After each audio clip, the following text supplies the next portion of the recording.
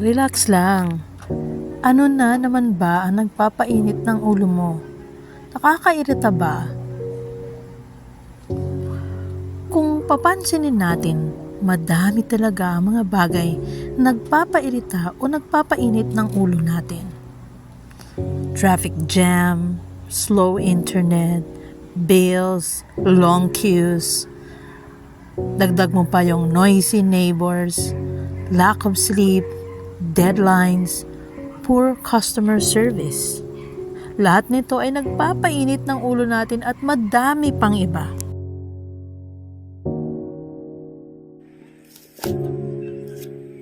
Life's little irritants are unavoidable.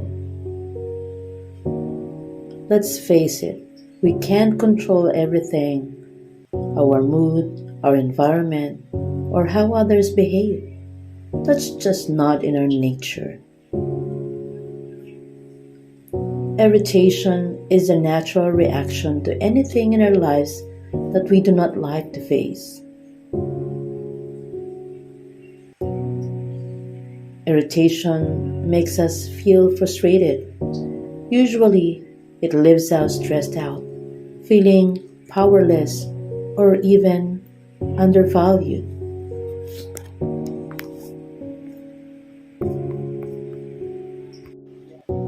If we do not manage irritation well, it can escalate into anger, agitation, and a whirlwind of negative emotions.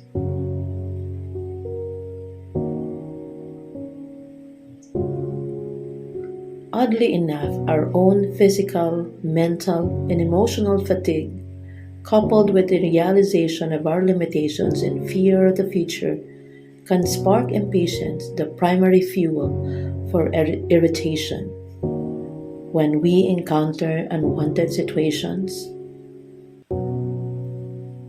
losing our patience can make us irritable and cranky. Dealing with irritants in life can be challenging, but the Bible offers a wealth of wisdom and principles to help navigate such situations. Here are some biblical principles to live by. Get ready with me. First one, patience and long suffering. But the fruit of the Spirit is love, joy, peace, forbearance, kindness, goodness, faithfulness, gentleness, and self-control. Galatians chapter 5 verses 22 to 23. Develop patience and long suffering. Recognize that irritations are opportunities to grow in these areas. Number 2, prayer and seeking God's guidance. Do not be anxious about anything, but in every situation, by prayer and petition, with thanksgiving, present your request to God. Philippians chapter 4, verse 6. Bring your irritations to God in prayer. Seeking His guidance and peace is our second principle to live by. The third one is forgiveness. Bear with each other and forgive one another. If any of you has a grievance against someone, forgive as the Lord forgave you. Colossians chapter 3 verse 13. Who are we not to forgive? So practice forgiveness towards those who irritate. Holding on to grudges can magnify irritations. So learn to forgive. The fourth one is love and compassion. Above all, love each other deeply because love covers a multitude of sins. 1 Peter chapter 4 verse 8.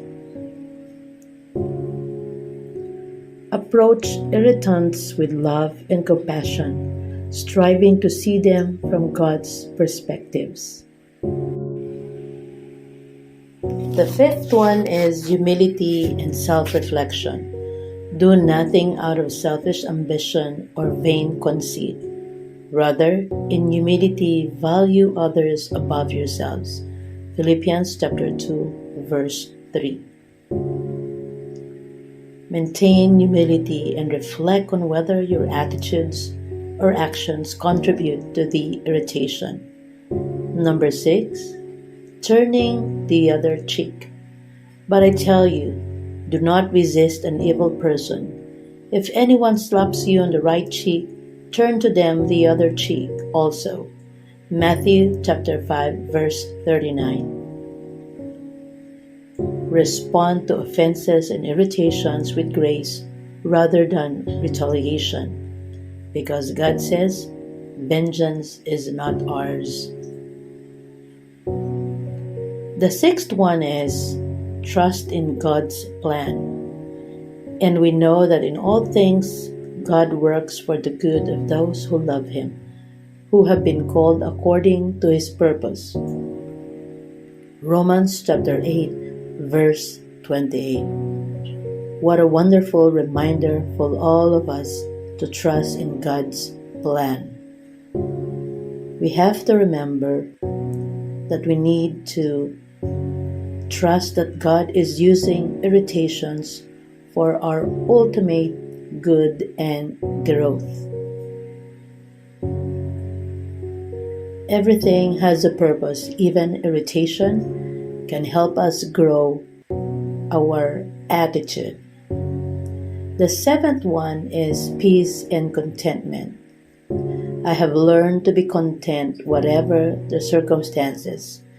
Philippians chapter 4, verse 11.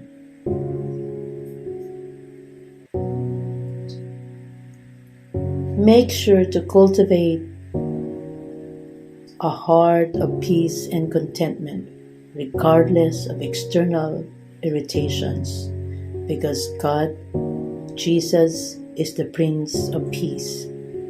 So we have to cultivate a heart of peace. Another one, positive interactions. If your brother or sister sins, go and point out their fault just between the two of you. If they listen to you, you have won them over. Matthew chapter 18, verse 15. Address issues directly and constructively with others when needed, seeking resolution and understanding. Communication is the key. It will really bridge the gap if there are misunderstandings. Seeking wisdom. If any of you lacks wisdom, you should ask God, who gives generously to all without finding fault, and it will be given to you. James chapter 1, verse 5. Ask God for wisdom in handling difficult, irritating situations. It would be hard, but with God's help, everything would be very easy.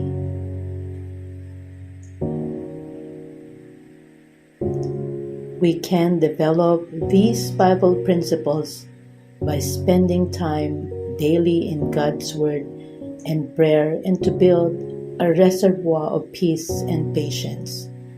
Without God, we can do nothing. By applying these biblical principles, we can better handle the irritants in life with grace, patience, and wisdom. Life is too short to be irritated. Thank you so much for watching.